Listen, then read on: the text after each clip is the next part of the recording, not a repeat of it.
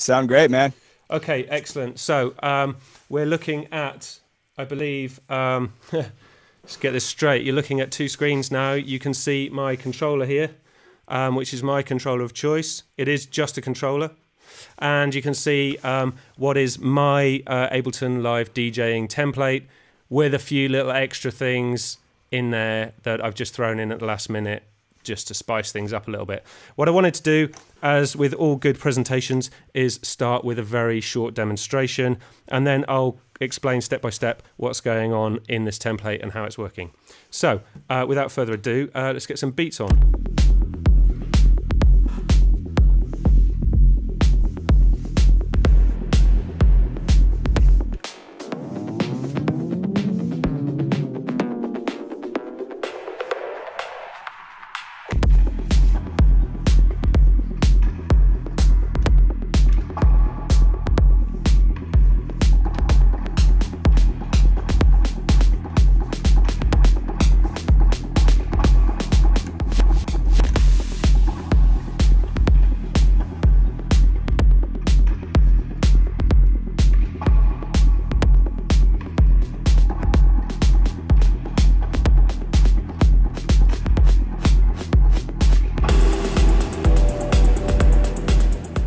Little bit, but there's a lot to this setup, and effectively it's based around a very simple 2-deck setup. Now, over the years I've tried many different setups involving 2 decks, 4, 8, lots of loops of different stuff, editing things, and what I found was that actually when you're DJing, usually 2 tracks is enough. And most of you who work with Traktor and Serato will also be familiar with basically working with 2 decks, but it's also nice to be able to have additional content, additional loops and stuff.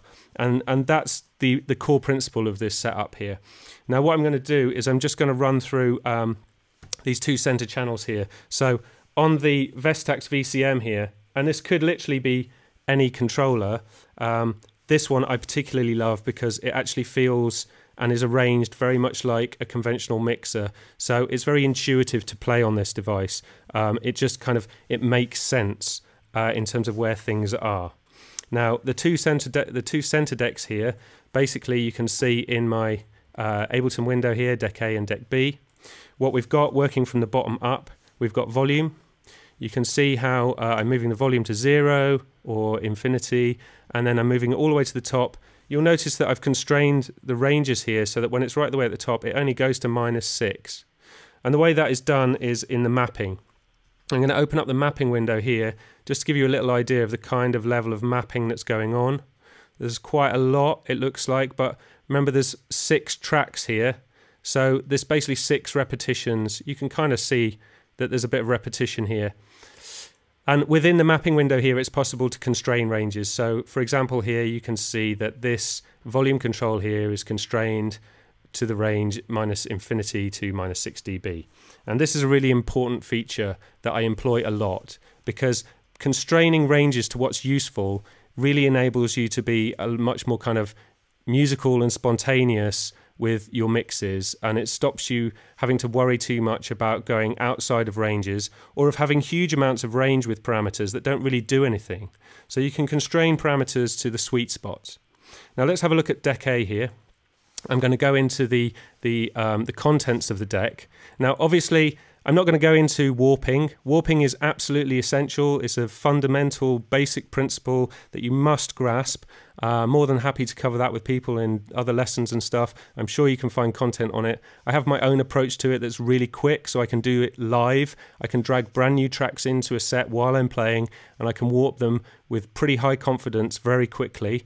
And that's a skill that I've developed over quite a period of time, but it doesn't take long to learn.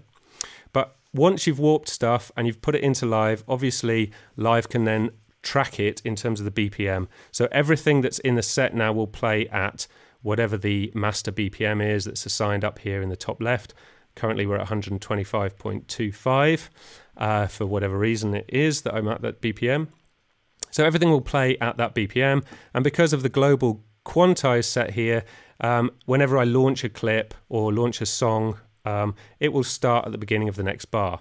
Now that removes all of the beat matching that's necessary normally with vinyl and with CDs when you're not using sync, but I started on vinyl and I beat matched for years, and it's great, but it takes a lot of time.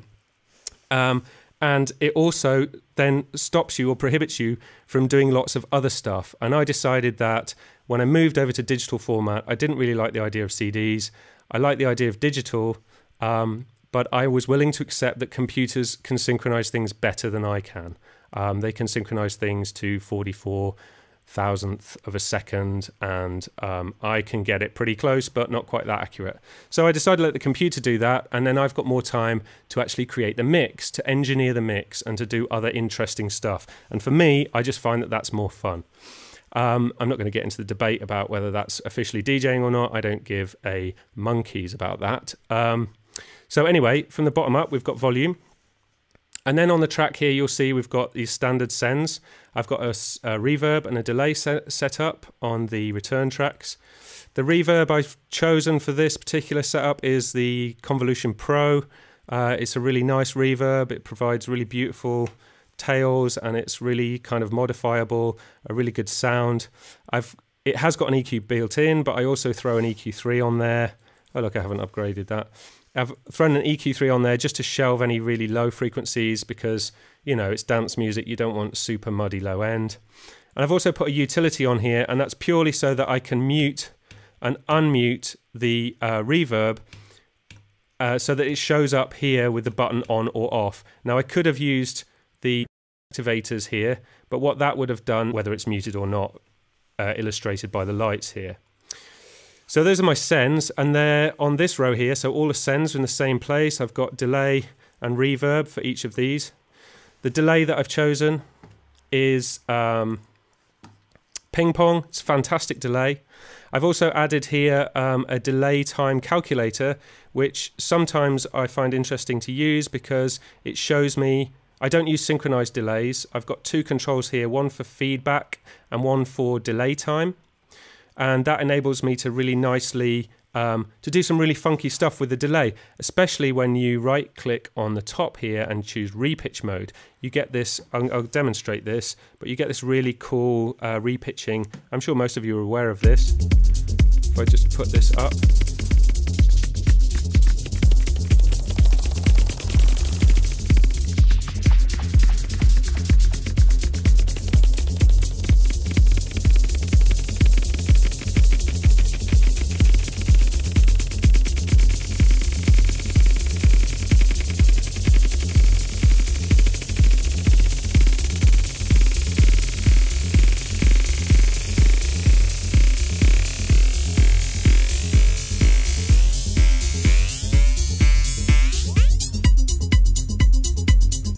Okay, as a, you know, just with two controls, with delay, that just gives me a whole bunch of options. I can create builds with that. I can do really interesting syncopated delays that are off, on beat, between beats. Just for two knobs, for one delay, that's just, you know, it just provides me with a whole bunch of stuff. Really simple. And of course I can mute them with just these two mute buttons. I've also got here returns. These are volumes for the returns, and you'll notice they're not constrained. I can go all the way up to 0 because generally you control how much you're sending into the return tracks by the sends, obviously. So, you know, I just take it easy on the sends if I don't want too much coming back out.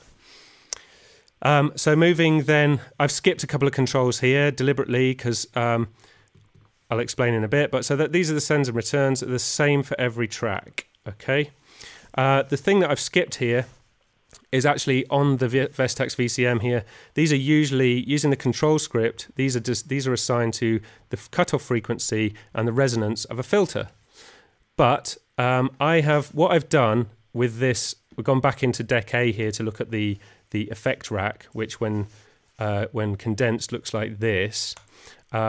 The effect track, what I did was I tried to emulate basically the sound and features of the Model 1 mixer. Now, some of you may be familiar with the Model 1 mixer. It was designed in collaboration with Richie Hawtin. I've had the pleasure of playing on one a few times, and I absolutely loved the functionality. I loved the way it was designed and the way that it was laid out. And I basically didn't have $3 to spend, so I emulated it as closely as I could with software. And the way that it works is that I've got a low pass filter here on the big knob. So that's my low pass filter, which you can see on the screen. And I've got at the top here a high pass filter. So I've got bidirectional filtering here. So let me just play this off again.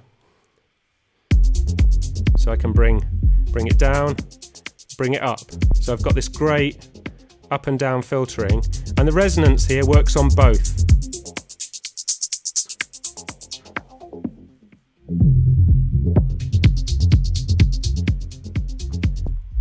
And that just gives me a whole bunch of possibilities. Rather than having a low EQ and a high EQ, which is fairly common, it just gives me more functionality, and it gives me the ability to add resonance.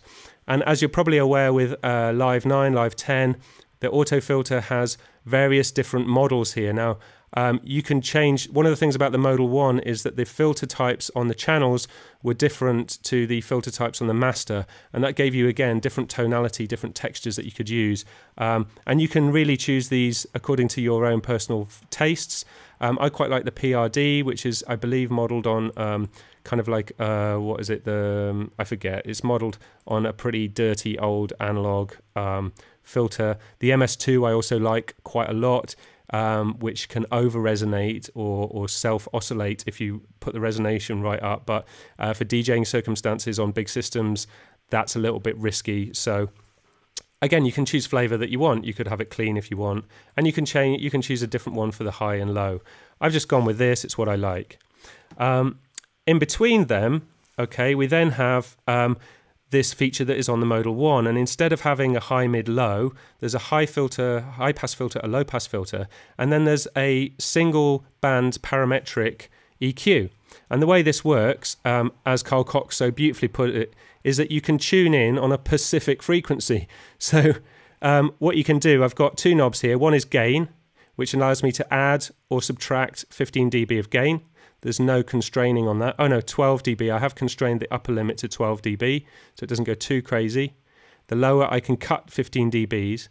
And then I can sweep. So I can find a specific frequency, or a specific frequency rather, and tune in on it or play around with it. So, for example, can tune in on that hi-hat, or I could cut it out a bit, particularly like I can cut the body of a kick out. I can cut the attack of a kick out. I can give a lot of welly to certain parts of the track. And then I can use so I can just really isolate a part of, or a sound within a track. There's not much going on at the moment with this, but it's quite useful for picking out percussion sounds, hi-hats, for cutting out bass drums. You know, it's much more...